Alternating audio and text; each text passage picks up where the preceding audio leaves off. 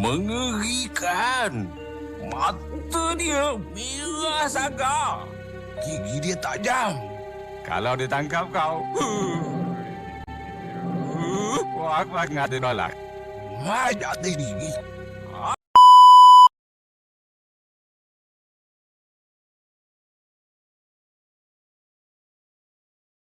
Assalamualaikum warahmatullahi wabarakatuh. Halo semuanya. Udah tahu belum di sini aku mau ngapain? Oke. Aku di sini bakal ngejelasin tentang pengetahuan aku mengenai psikopat ya teman-teman. Dengerin dulu. Jangan salah paham dulu tentang psikopat. Let's go. Tunggu dulu, emang kita nggak boleh kenalan ya? Sini kita kenalan dulu biar kita kenal satu sama lain ya teman-teman. Baik, nama aku adalah Anissa Fathia. Kalian bisa panggil dengan nama Anissa, dengan nama Fathia, boleh. Aku dari Universitas Islam Riau, dari Fakultas Psikologi. Aku berasal dari kelas G. Salam kenal ya untuk kita semua.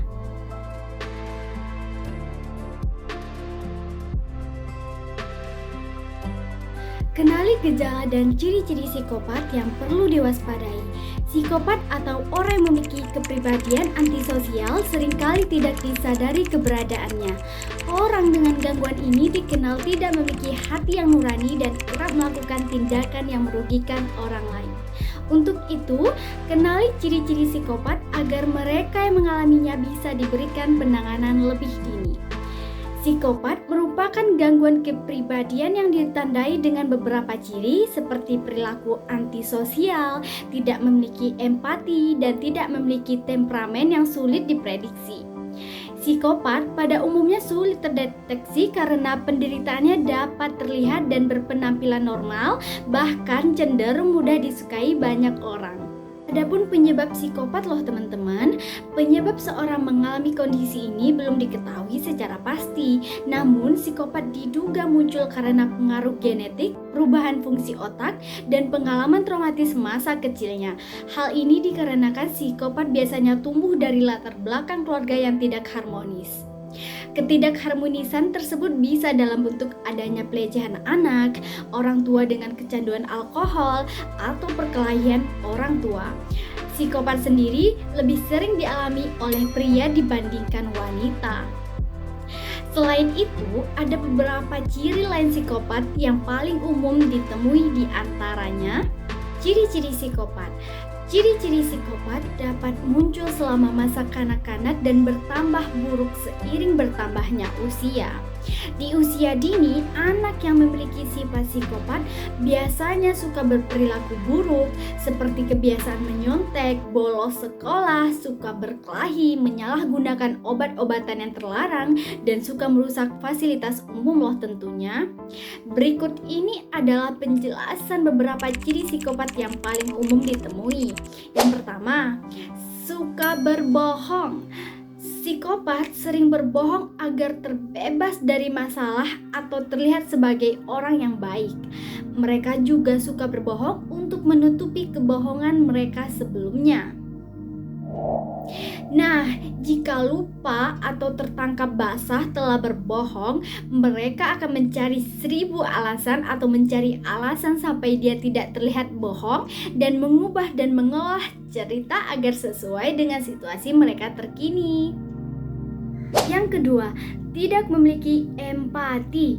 Salah satunya membedakan antara psikopat dan manusia normal adalah dasar moral dan hati nurani mereka. Jika psikopat dikenal sebagai orang yang tidak memiliki hati nurani dan empati, mereka tidak akan merasa bersalah meski tindakan yang dilakukan telah menyakiti dan merugikan orang lain. Psikopat juga jarang menunjukkan emosi. Mereka juga tidak bisa merasakan dan memahami jika orang lain sedang takut, sedih, dan cemas. Mereka juga seringkali tidak berpeduli jika orang lain sedang menderita, bahkan jika itu anggota keluarganya sendiri loh teman-teman, dan juga sahabatnya. 3. Suka melanggar peraturan. Kebanyakan orang yang memiliki pengetahuan untuk membedakan apa yang benar dan mana yang salah. Namun, psikopat tidak suka dengan adanya peraturan sehingga seringkali melanggar, berselisih, atau terjerat masalah hukum. Dan mereka percaya bahwa pikiran mereka lah yang benar dan tidak ada yang merasa bersalah jika melakukan kesalahan. Yang keempat, narsistik. Tidak semua orang narsis adalah psikopat ya teman-teman, tetapi sebagian besar psikopat memiliki sifat tersebut. Tentunya seperti penuh persona, manipulatif, egois, percaya diri, merasa lebih baik daripada orang lain, dan suka sombong loh teman-teman. Yang kelima, tidak mempunyai tanggung jawab. Psikopat seringkali tidak bertanggung jawab dan justru menyalahkan orang lain atas masalah dalam hidup mereka dan kesalahan yang dilakukannya sendiri loh teman-teman. Mereka juga tidak dapat dipercaya apabila membuat janji serta dengan sengaja melupakan kewajiban dan berkomitmen. Yang keenam, tidak memiliki tujuan jangka panjang. Maksudnya apa sih? Psikopat terkadang memiliki keinginan untuk menjadi kaya dan terkenal, namun mereka juga tidak tahu bagaimana caranya untuk mencapai tujuan tersebut. Mereka percaya jika mereka bisa mendapatkan apa yang mereka inginkan tanpa perlu berusaha loh teman-teman, jadi jangan malas. Dunia medis sendiri secara resmi tidak menggunakan istilah psikopat untuk mendiagnosis seseorang dengan ciri-ciri di atas yang sudah aku jelasin tadi loh teman-teman. Kalangan dokter akan menyebut psikopat sebagai gangguan kepribadian dan antisosial. Jadi kita yang sering menyebutnya psikopat sekarang katakanlah dengan gangguan kepribadian dan antisosial. Nah teman-teman, udah jelas ya yang seperti sudah aku jelasin tadi, bukan psikopat lagi sebutannya, namun dengan gangguan kepribadian antisosial. Itu yang tepat untuk kita mengatakan orang yang dengan sifat-sifat yang sudah aku jelasin tadi bukan psikopat lagi ya teman-teman. Memastikan psikopat. Seorang psikopat cenderung memiliki pemahaman diri yang rendah dalam menggambarkan keluhan yang dirasakannya loh teman-teman.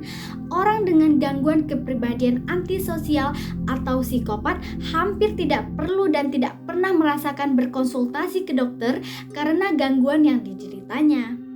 Mereka seringkali baru diperiksa oleh dokter karena telah melanggar hukum dan perilakunya menimbulkan dampak buruk bagi dirinya dan orang lain.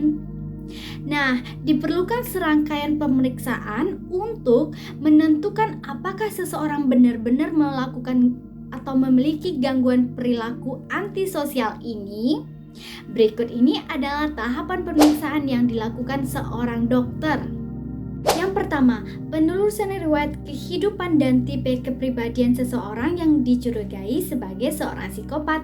Yang kedua, evaluasi psikologis untuk memeriksa dengan seksama seperti pikiran, perasaan, pola perilaku, dan riwayat keluarganya. Pemeriksaan ini juga termasuk tes psikologi loh teman-teman. Yang ketiga, pemeriksaan gejala-gejala lain yang terkait dengan gangguan kesehatan mental. Pemeriksaan ini harus dilakukan karena dalam kehidupan sehari-hari psikopat juga bisa tampil normal loh teman-teman dan tidak menonjol. Oleh karena itu, jika kita melihat atau mencurigai seseorang yang memiliki tanda yang mengarah ke arah gangguan kepribadian atau psikopat, cobalah membawanya ke dokter agar dapat diperiksa dan ditangani lebih tepat. Nah, selanjutnya gejala psikopat. Perlu kita ketahui bahwa psikopat berbeda dengan sosiopat loh teman-teman. Meski sebenarnya kedua kondisi ini masuk dalam kategori gangguan kepribadian antisosial. Sebab orang dengan psikopat cenderung tidak mempunyai rasa empati dan rasa emosi. Ini berbeda dengan kondisi sosiopat yang masih dapat merasakan empati kepada orang lain. Namun, pengidap sosiopat cenderung mengabaikan normal sosial, lebih semena-mena dan impulsif. selain itu, biasanya gejala awal psikopat akan terlihat pada remaja mulai usia 15 hingga 18 tahun. Orang psikopat itu seperti apa sih? Sini biar aku jelasin ya gejala-gejala yang bisa kita perhatikan bersama-sama. Yang pertama, dia arogan dan terlalu percaya diri, sangat mudah marah, bersikap agresif, dan suka melakukan kekerasan, berperilaku bertentangan dengan norma sosial, sering mengabaikan hak orang lain, tidak menunjukkan rasa empati dan rasa penyesalannya, sering berbohong, melakukan tindakan manipulatif untuk mendapatkan yang dia inginkan ya teman-teman, cenderung melakukan tindakan kriminal yang berulang-ulang kali dan mengabaikan tanggung jawab.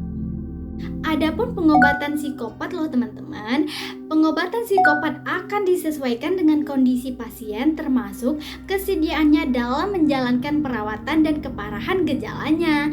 Beberapa tindakan medis yang dapat dilakukan oleh dokter yaitu psikoterapi. Psikoterapi ini bertujuan untuk mengajarkan pasien agar lebih mengerti tentang kondisi yang dialaminya dan pengaruh terhadap kehidupan serta hubungannya dengan orang lain. Beberapa jenis psikoterapi yang dapat kita lakukan yaitu perilaku kognitif. Apa sih tujuannya? Nah, tujuannya untuk membantu pasien mengenali, memahami, dan mengubah perilaku yang awalnya negatif menjadi perilaku yang positif. Selanjutnya, terapi berbasis mentalitas untuk membantu pasien memahami bagaimana kondisi mentalnya yang memengaruhi perilakunya. Selanjutnya ada terapi psikodinamika, yaitu untuk meningkatkan kesadaran pasien terhadap pikiran dan perilaku negatif serta sifat impulsif yang dimilikinya. Adapun faktor risiko psikopat loh teman-teman, beberapa faktor yang bisa meningkatkan risiko seseorang mengalami psikopat antara lain anak yang mendapatkan diagnosa mengidap gangguan perilaku atau disebut juga dengan conduct disorder, memiliki keluarga dengan gangguan kesehatan mental, berada pada lingkungan keluarga yang toksik, penuh kekerasan atau kesulitan ekonomi. Nah, udah jelas ya teman-teman yang tadi aku jelasin tentang psikopat. Gak semua psikopat atau bahasa medisnya sekarang gangguan kepribadian antisosial itu jahat ya teman-teman. Kita bisa dapat memahaminya lebih dalam jika kita sudah paham tentang gangguan ini. Nah, sekian dari penjelasan aku tadi yang dapat aku sampaikan kepada teman-teman semua. Mohon maaf jika ada kesalahan kata dan kalimat yang kurang efektif. Di sini aku juga masih belajar ya teman-teman. Assalamualaikum warahmatullahi wabarakatuh. Bye bye.